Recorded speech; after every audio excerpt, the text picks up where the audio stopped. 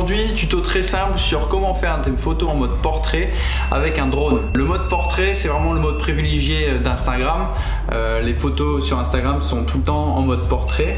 J'essaie toujours d'avoir des photos en mode portrait, mais le problème c'est que avec un appareil photo, pour faire des photos en mode portrait, là il est en mode paysage, on bascule à 90 degrés et on a notre mode portrait. Mais avec un drone, de base il est comme ça, en mode paysage. Et si on voulait faire des photos en mode portrait, il faudrait basculer à 90 degrés et c'est pas possible. Donc deux solutions. La première, la photo prise avec le drone en mode paysage, on la recoupe en post-production, mais du coup on perd en qualité. Ou deuxième solution, on prend plusieurs photos en mode paysage, qu'on superpose, qu'on assemble ensemble pour faire un panorama, et c'est ce qu'on va expliquer aujourd'hui. Mais pour ça, il nous faut des photos, alors c'est parti.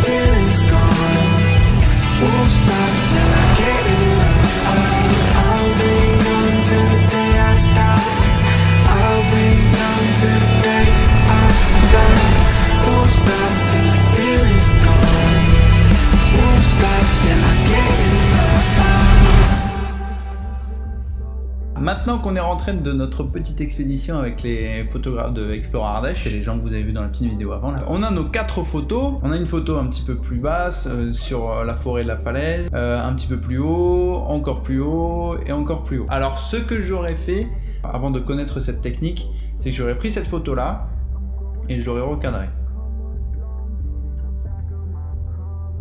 pour avoir le mode portrait que je cherchais. Voilà, mais du coup on a perdu énormément en qualité, on a perdu énormément de pixels sur les côtés et c'est pas super parce que en photo on veut toujours avoir le maximum de matière possible pour retravailler. Alors ce qu'on va faire, c'est très simple. Sur Lightroom, vous allez sélectionner toutes vos photos, les 4, 1, 2, 3, 4. Vous allez aller dans Photos, Fusion de photos, Panorama. Donc ça va vous assembler toutes les photos que vous avez prises pour faire un panorama. Le logiciel a calculé tout seul comment assembler au mieux toutes ces photos. Alors voilà, comme j'ai pas très bien cadré la photo de base, il faut encore recadrer derrière et voilà ce qu'on a. Voilà, si on avait fait un recadrage tout simple d'une photo en mode paysage, on aurait eu ceci comme cadrage et voilà ce qu'on a avec 4 photos alignées. En fait, l'avantage de cette technique, c'est d'avoir beaucoup plus d'espace sur les côtés, d'être moins enfoncé dans l'image et d'avoir beaucoup plus de matière pour retravailler les photos.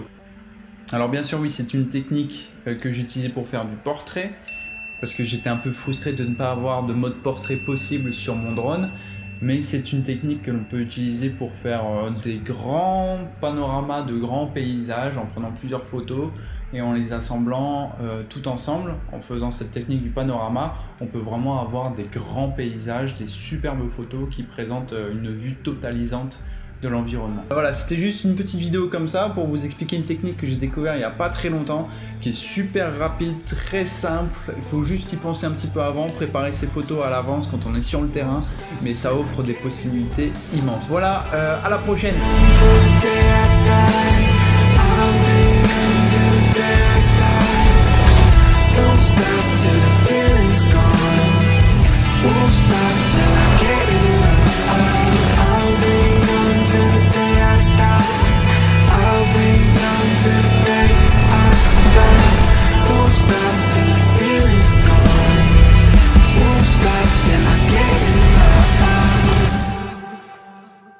Bonjour.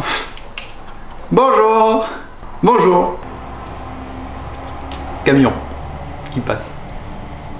Bonjour, alors aujourd'hui tuto très simple pour vous expliquer comment faire. Ah, camion.